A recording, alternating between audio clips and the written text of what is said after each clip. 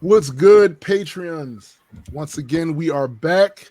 And before we get started, we want to thank all of the new patrons that have decided to support the comic book effort that we're doing here. You guys are awesome. And with your help, this thing will continue to grow and we can continue to put out content. The comic book is on the way. It is on the way. It's a couple of things we have to do because we want to make it good for y'all. But allow me once again to introduce you guys to our head art director, Joseph Arnold, aka Structure. Big Struck. Big Struck.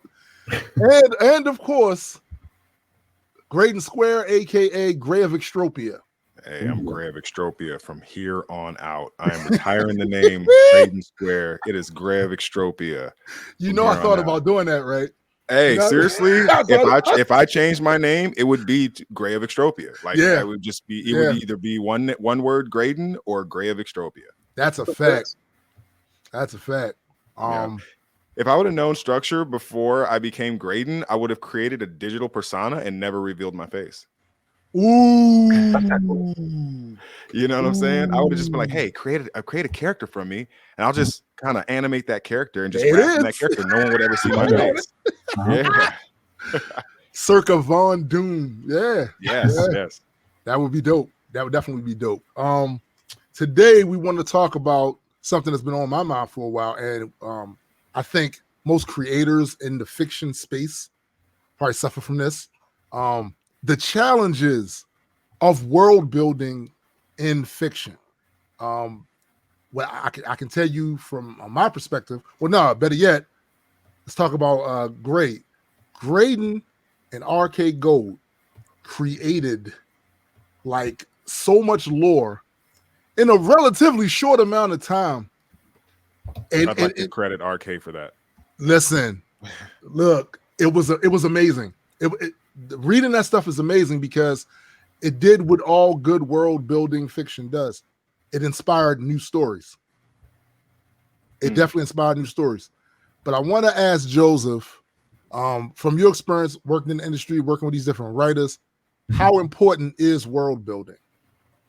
It's always the first step. So there's so much to it. And I mean, how believable you want it to be matters a lot. But then also, you can get stuck doing that as well, and then you don't actually get any product because you're just building the world forever. Yeah. I'd like to piggyback off that too, which is like when you start getting into the weeds and the details of the world you're building, you have to kind of come to terms with the fact that like what is necessary creation of world and what is superfluous.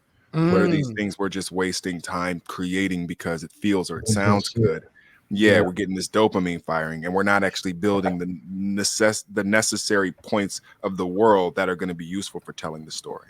That makes sense. So basically what you're saying is the world building should service the story. Absolutely. Yeah. Because here's the thing. We, as the world builders, all three of us, right, with Structure's eye and our imaginations, we should be able to come up with a world that is rich for storytelling. And if we can't do that, then we aren't doing our jobs, right? That's to me, our goal is not necessarily, even though I love creating compelling characters and trying to write compelling stories, I want, and I feel like it's our responsibility to create a compelling world in which stories can be told. Right. And that's the one thing I noticed about it too. Depending on what type of fiction you're doing, what the characters are, what their motivations are, stuff like that, I feel like for what we're doing, I wanted that universe to feel like an established place, a place in space and time, and ancient.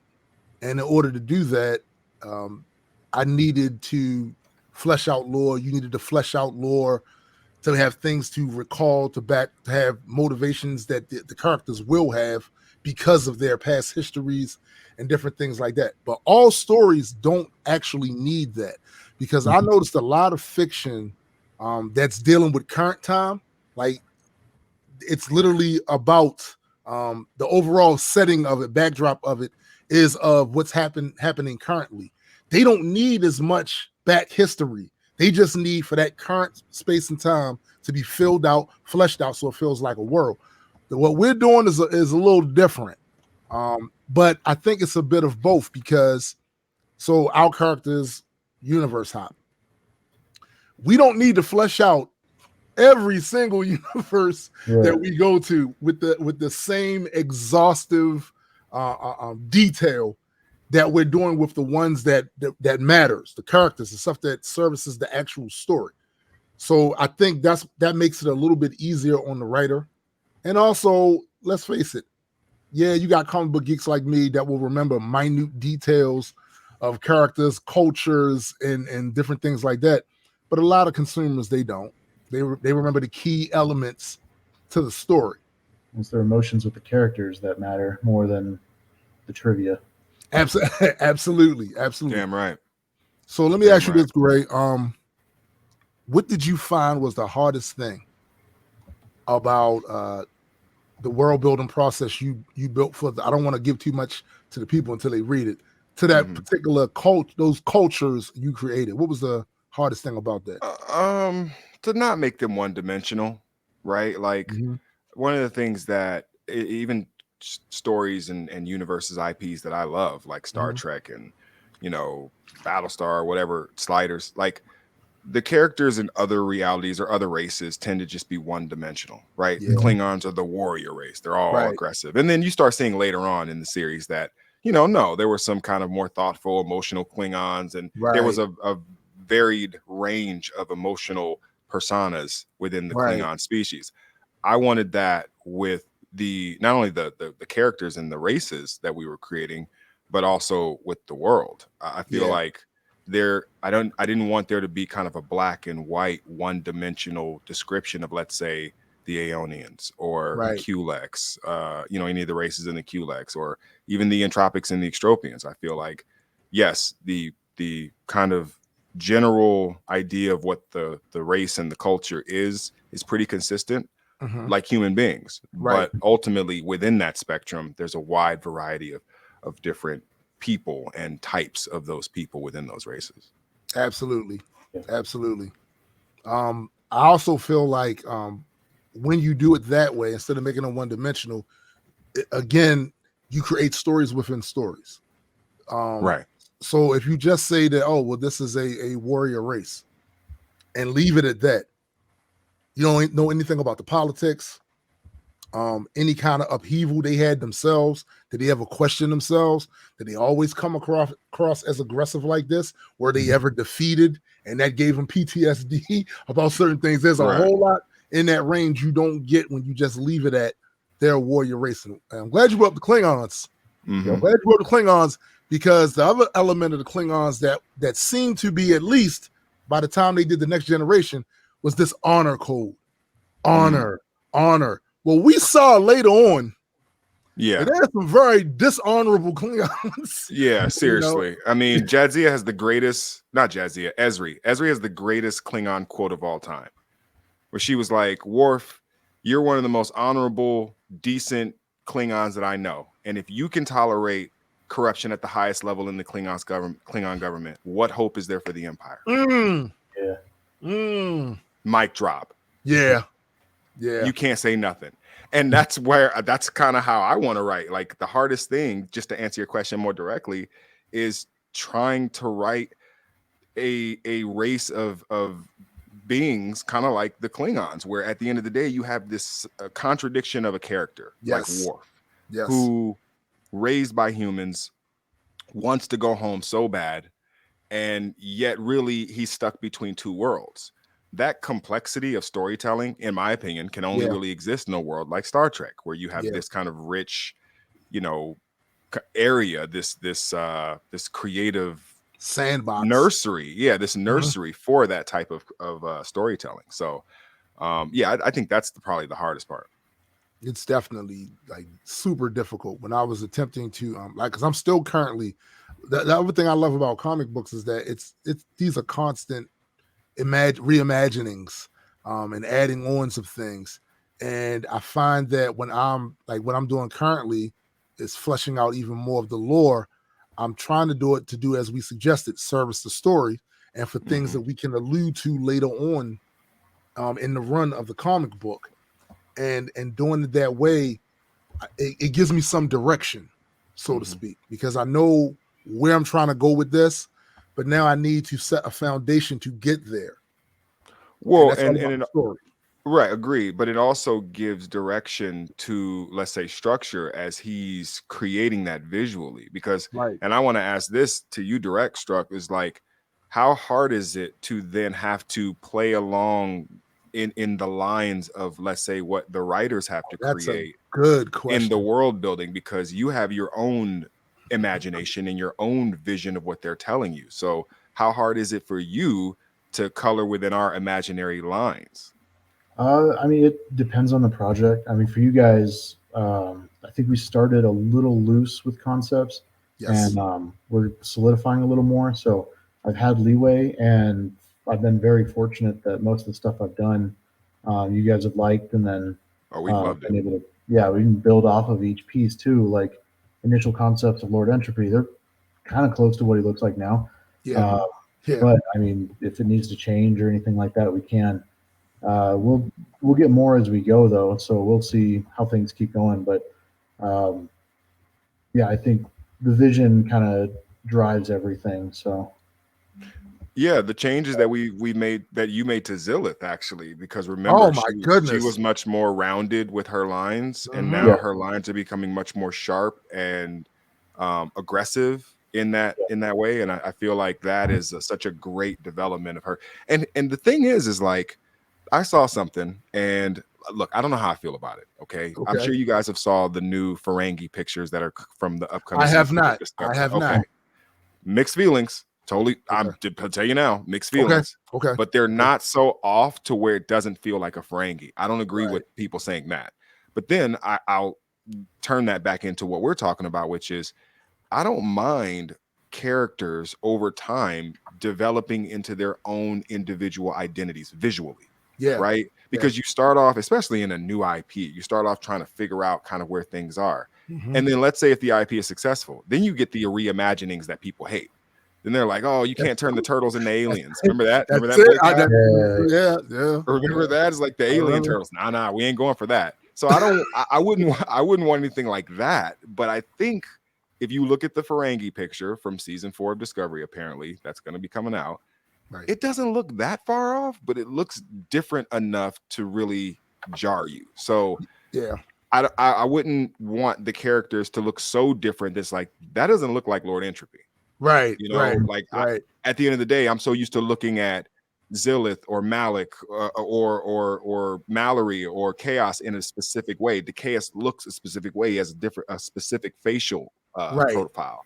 And I think if you modify that too much, if the artist modifies that too much against the imagination of the writers or the creators, then you might actually have something that feels inconsistent, because at one issue it might look like this, and then the next issue it might look like this, and then someone says something and it may go back to what, you know, it's, I don't know. Yeah, I've seen examples of that too in other works of fiction. So when the original He-Man series was on TV, I was a kid watching that.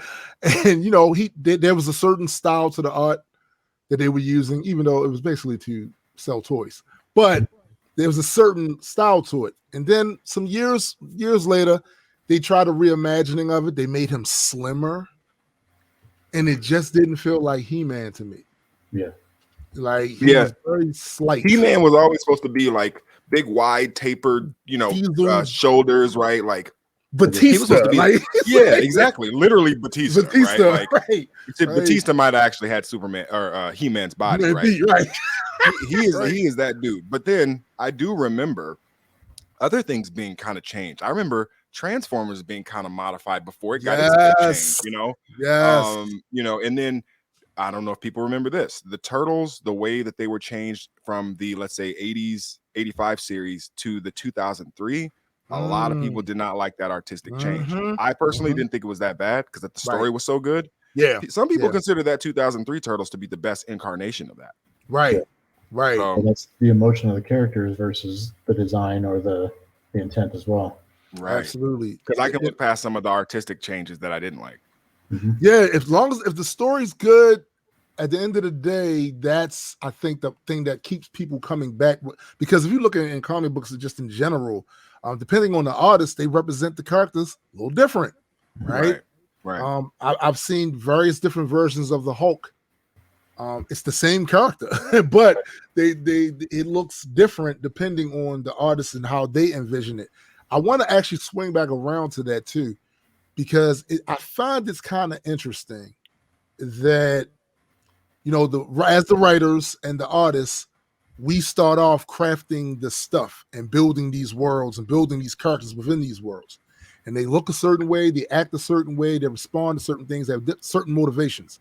Over the course of time, though, once the readers get their hands on it, they give feedback about stuff they like, stuff they didn't like. I don't see how that doesn't influence at times the writers or whatever, especially ones that have a corporate bottom line. They go, look, these people like that, so we're going to try to give them some of that. It's kind of interesting how we start off creating these worlds, and then eventually once the audience gets it, they wind up having some sort of subtle impact on the direction of those worlds too. Well, okay, so in which soil, and I don't want to speak for Struck, I'm just speaking for myself. In which soil is that seed planted, though? Is that in the soil of corporatism? You work for a company and you're just trying to create something that's profitable so you can attach that to your resume, you did that? Or are you working in the soil of like friendship? Like we're best friends, right? Like we're literally friends. We talk to each other. I know, where you train, and the fact that you got a family, and we talk and we check on each other. That's a different creative soil. You plant seeds in that soil, you're not caring about a bottom line. You're not caring about don't get me wrong. You want to be successful. I'm not saying that we don't want to be successful and we don't want to do this for a living. And trust me, we do. But the soil in which that is planted, those seeds are planted, have to come from a place beyond the profit margin in order for you to really have the passion to create something that's going to stick, in my opinion. I agree. Wrong, but if you're just going to assembly line characters and shit, I don't know. I think you're right. I think it starts with the passion. It's much like with music, and that's a slippery slope, I know, because of how the industry has morphed over the years. Some would argue it's always kind of been that way. But when you first picked up the microphone, first picked up the pen, it was passion. Mm-hmm. That's where it starts at. And I noticed a lot of times when certain IP has saturated itself throughout pop culture to the point where the people that's in charge of it, they only see numbers, engagement, blah, blah, blah. Some of that passion a lot of that passion gets diluted in some cases. Passion pandering. Yeah, passion turns into pandering. That's exactly it. And it eventually loses. Or that passion turns into extortion. It happens the other way too. Star Wars fans have started extorting Disney. That's a fact. All right, listen, if you don't tell this story about Luke Skywalker the right way, we're just not gonna. It's like, listen, bro. It's not, that's don't get me wrong. I understand the other way too, right? I totally understand that. I'm not trying to create a false equivalency here. No, I agree with that because I've seen examples of that. But that too, I mean, now I already know how Gray feels about Star Wars in general in comparison to Star Trek. But to me, that showed pretty good world building. The fact that they got people that passionate about, these characters, the backstories, the world that they're in, and this, that, and other. But it has to be annoying to the creators a lot of the times when, they're going to these Comic-Cons and they're being assailed by these fans coming up to them about some shit that they came up with, their brain baby. Right. I was going to say that. Imagine, let's say, you or I or Structure making an artistic change that we're like, okay, we want to make this change, right? Yeah. We've talked about it, we decided. Mm-hmm. And then like we go to a show, like, Struck's at like an art show or something. He's got the E&E thing up and a fan comes up and he's like, I just want to tell you, go fuck yourself. Like, what? Okay, what's going on? I don't like the fact that you killed such and such. Yeah. And you can take your money back. And they literally will like throw the shit at you and be like, whatever. I mean, when I had some criticisms that were toward a different political side of the aisle on a Right. couple of my last albums, you would have been surprised at some of the people who were like, "Oh, I'm never listening to you again. F you. You turned into this." Yeah. Wow. Oh yeah. I never talked about that stuff because it's not. I'm not trying to win the gold in the victimhood Olympics here, but it's just there's that element of people not being able to accept that a change is going to be made. Yeah. And they may not like it, and so they just completely check out. And so, Yeah. I mean, there are certain things that I know that if Star Trek did, I'd probably check out. But they would never do that. Like if Star Trek just started casting magic spells, like if they just introduced magic in the Star Trek, right? And I know people say, "Well, what about Q?" No, it's different. That's not magic. That's not magic. That's not magic. It's just that's something totally different. But yes. That's type 4, type 5 shit. That's not that is absolutely. That's not magic. But no, to your point, that's kind of crazy, Greg, because I was sitting there thinking while you regaled that experience that you had, they're gonna be real mad at me and one of mine. I don't care though. But they're gonna be real mad what I got to say. Yeah. Yeah. They will be upset. But no, that's crazy. But again, I still as jarring as an experience like that is, I kind of feel like that's a testament to the type of emotion that you're able to invoke with your art. And I want us to be able to kind of do that with these stories that we tell. I want people to get the full gambit of relating to certain things the character does, absolutely detesting some of the things the character does, feeling empathetic a lot of the times to some things that happen. Did both of you guys play Final Fantasy VII original? I did not. No, I did not. And Truck, you did? Yeah. Okay, so I was gonna call it the Ares effect. Okay. You know what I'm saying? Like it's when something happens to a character that you didn't know you invested emotional energy into, and you react like with a visceral reaction. That was the first time in a video game that I had a visceral reaction to something that a character had did. That's what you And get. it was like, her up. Yeah, exactly. That's what you get. That'll learn you. That'll learn. It will. Because now you're so much more protective about characters you invested. It takes so much more. Yeah. That's interesting that you put it that way. The protective. I think in the long run, that's kind of how a lot of consumers are with these worlds and these characters that other people create, and even from a music standpoint, the version of what they got of you, they wanted to forever be that always. Not realizing that you are a living, breathing being that evolves. Right. And your music's going to evolve along with that. And the ironic thing about that, much like with comic book stories, if you didn't do it, if you didn't change, if you stayed stuck right in the spot where you was at, the criticism would have been, he's doing the same thing over and over. He's a one-trick pony. Yeah. And it's the same thing with these characters. Yeah.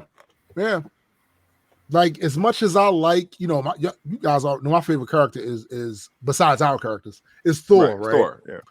So there are certain things that I need for Thor to do in order for him to stay my favorite character, right? But that doesn't mean I don't expect him to evolve. So it's certain like the stories to me don't matter if the character doesn't change from some of it. Like these experiences that we have in our regular lives, it changes us. We see our perspective gets a little different. We handle things a little different based off of an experience we had, and we saw, okay, that didn't work out too well, so I'm doing it this way now to see how that works. Oh, that works. I'm gonna go with that going forward. These characters would not feel alive if they had these experiences that we wrote these fantastic stories about them, and they went these long runs of going through all this traumatic stuff, and they remained the same, the exact same. Right. No, I agree. And people know that it better. What's that, Struck? People know that's not going to be authentic, and that's not how people people react to things. So exactly. There should. Oh, I'm sorry. No, go ahead, bro. Go ahead. I was going to say there should be long-term effects. I think one of my favorite things in Star Trek was when Picard came back from being assimilated from the Borg. Like there was This a guy whole episode. reads my mind on a regular. I was just about to say that. Man, I beat you to it. I'm surprised you gave me that because I wanted to beat you to that. I'm such a Trekkie. It's not even funny. But no, you're right. Go continue. Give that. Well, at the end of the day, it's like it just goes back to what we said. You know, if at the end of this, you know, Donatello learns that technology can't solve every problem, that's a great story. But if at the end of this, Donatello starts casting magic spells, I'm a riot and revolt. You know, so okay, but hold on. So now, what if I throw a little dirt in your milk for a second? Okay. So what if Donatello learns that magic is just another science? It has a set of rules. Then you earned it. You earned it. You earn your progression. Right. It's not him just going, Walla zoom, and then shit happens. I mean, I just maybe it's just because I think that the character is so synonymous with technology, and technology is so antithetical to magic. Yeah, if that makes sense. No, it does. It just feels like something that's so discombobulating. I just have such a cognitive dissonance when I try to put those things together. I don't know how my brain reacts. No, but you know what? And to be clear, I actually like magic and magic's place, but I don't like it when it's the only explanation for everything that's happening in that story. Like, I'm not with that. Like, and I do know there's a lot of fictional worlds where everything is about mana. It's mana. Everything's about that, right? I get that. But I do like it. I don't like it as a crutch. I think that's what it is. I don't like it as a crutch. Oh, it was magic, because that's a very way of non-explaining what's happening in the story. Oh, It was magic. It's hand wave. And like I said, no, go ahead, bro. Go ahead. Well, this goes back to a lot of the early creation of the E&E reality, which was built in a lot of ways from getting lost in TV tropes. Yes. Like, you know, we lost years of our life on TV. I mean, seriously, I'm still looking for a whole year of my life. I lost it. That's a fact. I mean, that's why I tell people I'm a year younger than I am. It's like, no, I'm 39. It's like TV tropes will make you lose all kind of time. It's ridiculous. So yeah, I feel like with that type of influence, I mean, you kind of have at least a shot, you know, to kind of create some pretty detailed world to write stories in and stuff like that. Absolutely. TV tropes, for those of you who are unfamiliar, is a black hole of meta narrative. It's digital heroin. It's like when you kick that shit, you physically hurt. You're like, I want to go back to TV tropes. Ow, my body. Yeah. And then the bad thing is, after a while, and I know me and Graydon have experienced this on numerous occasions, when someone brings up TV tropes, or maybe we should go TV tropes and check out. No, we're very hesitant to do that. Yeah, because we know we'll go down one rabbit hole and another rabbit hole and down another rabbit hole. I got shit to do. Yeah, I have a life, right? Yeah, I have a life. If I was, 16 to 21, yeah, I don't know, man. I probably have health problems because I'm doing nothing but just reading TV tropes and building worlds. Like, it would just be crazy. You know those kids you hear about who like play video games for whole days and they forget to eat and they die? Yeah. It's like, I'm not. That's what TV tropes. I'm sorry. That is so. It really is. And the crazy thing is like, it's not going to help you. It's not like you're going to be a better writer if you go. You still have to understand what it means to kind of be a world builder and know how to use these things in their place. Right. They do the work. You still got to do the work. Yes. Still got to do the work. And TV tropes is low key the reason why I am very afraid of virtual reality and Star Citizen, because a near feature complete Star Citizen, like they always going to be adding things, but a near close to feature complete with VR, I might be in trouble. Yeah. I might be in trouble because that world is so expansive. It looks so real. You can get invested in everything that's happening there, and hours and hours and hours would go by before I and got this until and this fatigue is set in. why and this is why I feel like even with the Majestic Comics reality, if we were able to create in kind of a 3D environment what it would be like Dude, to sit in the Great Hall of the Entropics, or be on Extropia Prime, or dude, be on the QLEX homeworld or whatever, like that shit would be crazy. it would be And I insane. think that would lend so much legitimacy to the kind of a escapist reality of that world. I think one of the things that give J.R.R. Tolkien and who's the chick that wrote Harry Potter? I can't ever remember her name. Shoot, J.K. Rowling. J.K. Rowling, yeah, her. And there's a couple other people, right? Like R.L. Stein and all these people. They write these kind of worlds that kids get lost in, or they want to escape in and shit. Yeah, And I think the best way to try to create a reality or create a world or have consistent world building is have a world where people want to escape in. Like I want to go to Extropia Prime. Like that seems like a dope place to be. And I want to be aboard an Extropian starship or an entropic, be on an entropic bridge. Like that would be crazy to be able to stand there and look out and see what that looks like. It's so crazy. So that's really where our power is going to come from in creating a world. I think that's definitely the power in good world building, because now if you honestly look at it, like take the Marvel universe for instance, there's times in my life where I said I would love to live there. Why? Because I spent so much time there already with my imagination and reading the stories of the people that have come before me. But if I look at the reality of it, would I really want to live there, especially not as a regular person? Getting a house blown up every week. Yeah, like that's not every other week. Every other week, or you wake up You're getting in wrecked. the morning, you get your coffee, you sit near your breakfast room, look out the window, and you see this giant helmet head coming over the horizon, and it's Galactus, and it's like, no, I'm not. I'm not feeling that. I'm not feeling that. But yeah, that's crazy. But yeah, man, like I'm thinking in the future, some of these other universes and worlds that we create that go along with the story will be compelling enough to continue their story on, and we'll have maybe other writers take the challenge of fleshing all of that out. And it's already started. It's already started, for real. It's already started, and I'm really looking forward to that point, when we get to that point in this, and with the help of course, my brothers here and our readers, we definitely can get to that point. We definitely can get to that point. Is there? But anybody got any final thoughts on world building?